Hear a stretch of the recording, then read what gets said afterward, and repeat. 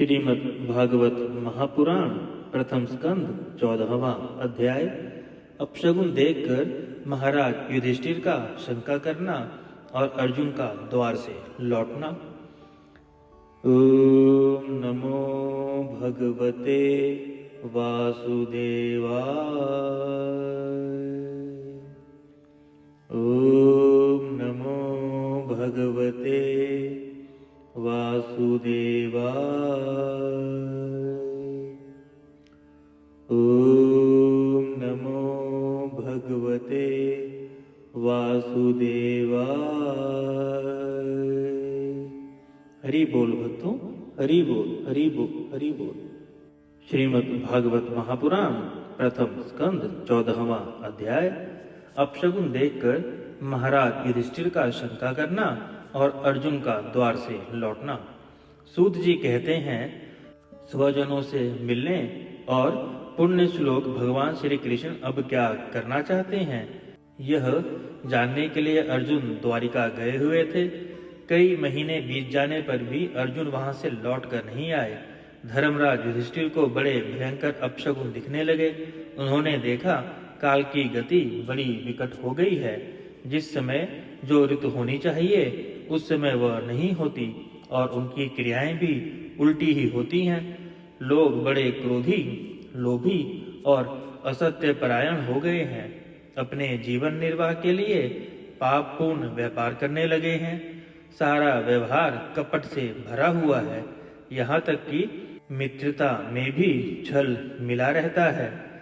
पिता माता, सगे संबंधी, भाई और पति पत्नी में भी झगड़ा टंटा रहने लगा है।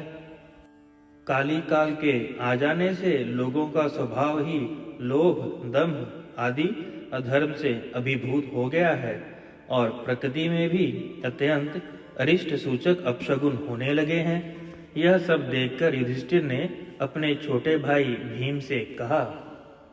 युधिष्ठिर ने कहा, भीमसेन, अर्जुन को हमने द्वारिका इसलिए भेजा था कि वह वहां जाकर पुण्य श्लोक श्री भगवान कृष्ण क्या कर रहे हैं इसका पता लगाए और संबंधियों से मिल भी आए।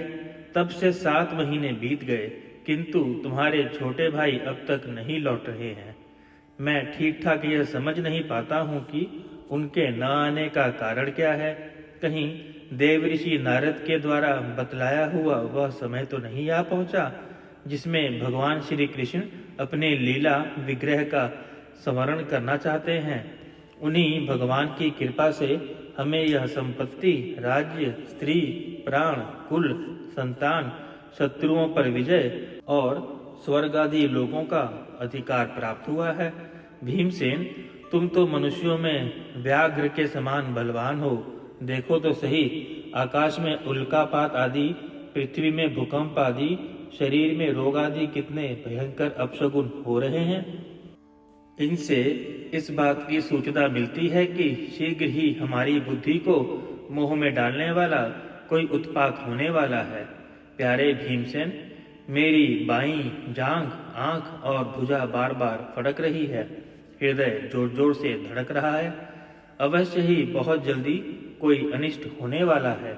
देखो, यह सियारिन उदय होते हुए सूर्य की ओर मुख करके रो रही है। अरे, उसके मुंह से तो आग भी निकल रही है। यह कुत्ता बिल्कुल निर्भय सा होकर मेरी ओर देखकर चिल्ला रहा है। भीमसेन, गौ आदि अच्छे पशु मुझे अपने बाएं करके जाते हैं और गधे आदि बुरे पशु मुझे अपने दाहिने कर देते हैं। मेरे घोड़े आदि वाहन मुझे रोते हुए दिखाई देते हैं। यह मृत्यु का दूत पेंडुखी, उल्लू और उसका प्रतिपक्षी कौवा रात को अपने कर्ण कठोर शब्दों से मेरे मन को कपाते हुए विश्व को सूना कर देना चाहते हैं। दिशाएं धुंधली हो रही हैं। सूर्य और चंद्रमा के चारों ओर बार बार मंडल बैठते हैं। यह पृथ्वी पहाड़ों के साथ कांप उठती है। बादल बड़े जोर जोर से गरजते हैं और जहां तहां बिजली भी गिरती ही रहती है।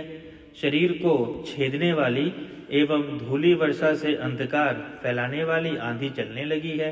बादल बड़ा डरावना दृश्य उपस्थित करके सब ओर खून बरसाते हैं।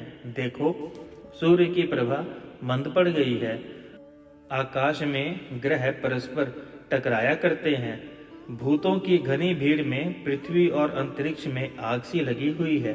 नदी, नद, तालाब और लोगों के मन क्षुब्ध हो रहे हैं। घी से आग नहीं जलती। यह भयंकर काल न जाने क्या करेगा। बछड़े दूध नहीं पीते, गौवें दूने नहीं देती। गौशाला में गौवें आंसू बहा बहा कर रो रही हैं। बैल भी उदास हो रहे हैं। देवताओं की मूर्तियां रो सी रही हैं। उनमें से पसीना चूने लगता है और वे हिलती डोलती भी नहीं।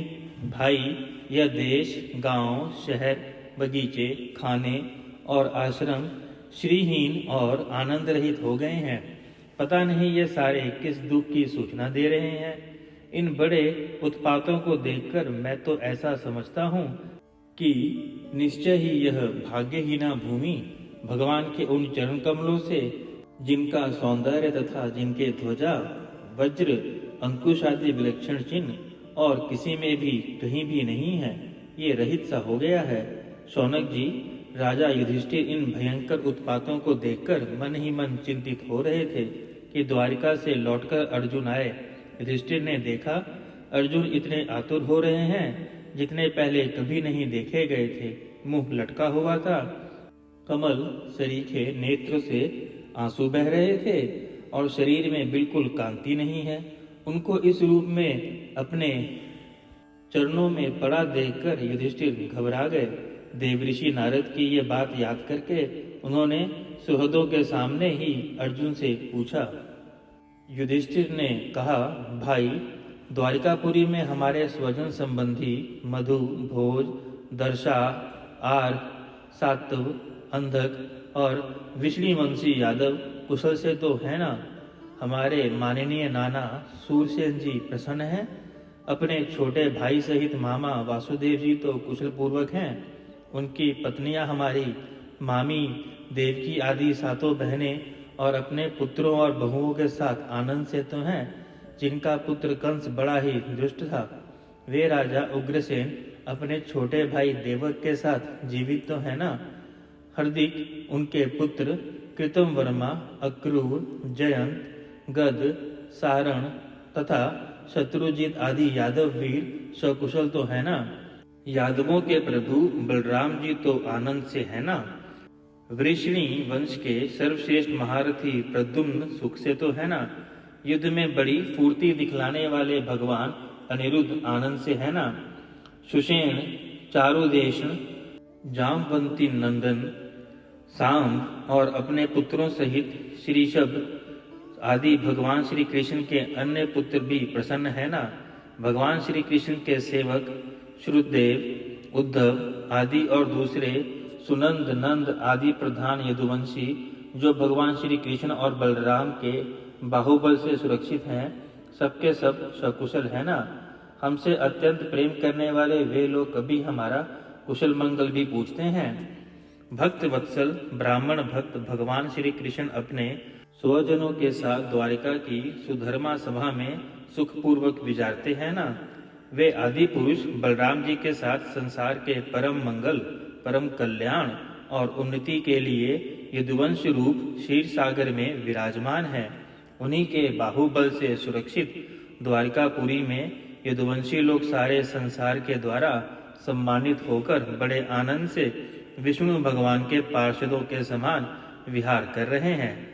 सत्यभामा आदि 16,000 रानियां प्रधान रूप से उनके चरण कमलों की सेवा में ही रत रहकर उनके द्वारा युद्ध में इंद्र आदि देवताओं को भी हराकर इंद्राणी के भोग योग तथा उन्हीं की अभीष्ट पारिजात आदि वस्तुओं का उपभोग करती हैं। यदुवंश वीर श्री कृष्ण के बाहुदंड के प्रभाव से सुरक्षित रहकर निर्भय रहते हैं। बलपूर्वक लाई हुई बड़े बड़े देवताओं के बैठने योग्य सुधर्मा सभा को अपने चरणों से आक्रांत करते हैं। भाई अर्जुन, यह भी बताओ कि तुम स्वयं तो कुशल हो ना? मुझे तुम श्रीहीन से दिख रहे हो। वहां बहुत दिनों तक रहे, कहीं तुम्हारे सम्मान में तो किसी प्रकार की कमी नहीं हुई? किसी ने तुम्हारा अपमान तो नहीं कर दिया? कहीं किसी ने दुर्भावपूर्ण अमंगल शब्द आदि के द्वारा तुम्हारा चित्त तो नहीं दुखाया, अथवा किसी आशा से तुम्हारे पास आए हुए याचक को उनकी मांगी हुई वस्तु अथवा अपनी ओर से कुछ देने की प्रतिज्ञा करके भी तुम नहीं दे सके। तुम सदा शरणागतों की रक्षा करते आए हो। कहीं किसी भी ब्राह्मण, बालक, गौ, बूढ़े, रोगी, अबला अथवा अन्य किसी प्राणी का जो तुम्हारे शरण में आया हो तुमने त्याग तो नहीं कर दिया। कहीं तुमने अगमया स्त्री से समागम तो नहीं किया, अथवा गमन करने योग्य स्त्री के साथ असत्कार पूर्वक समागम तो नहीं किया। कहीं मार्ग में अपने से छोटे अथवा बराबरी वाले से हार तो नहीं गए, अथवा भोजन करने योग्य बालक और बूढ़ों को छोड़कर तुमने अकेले ही भोजन तो नहीं कर लिया। मेरा विश्वास है कि तुमने ऐसा कोई निंदित काम तो नहीं किया होगा जो तुम्हारे योग्य न हो न हो। अपने परम प्रीतम अभिन्न हृदय परम सुभग भगवान श्री कृष्ण से तुम रहित हो गए हो। इसी से अपने को शून्य मान रहे हो। इसके सिवा दूसरा कोई कारण नहीं हो सकता जिससे तुमको इतनी मानसिक पीड़ा हो। प्रथम स्कंद 14वां अध्याय संपूर्ण। श्रीमन्नारायण नारायण नारायण, भजमन नारायण नारायण नारायण, श्रीमन्नारायण नारायण नारायण,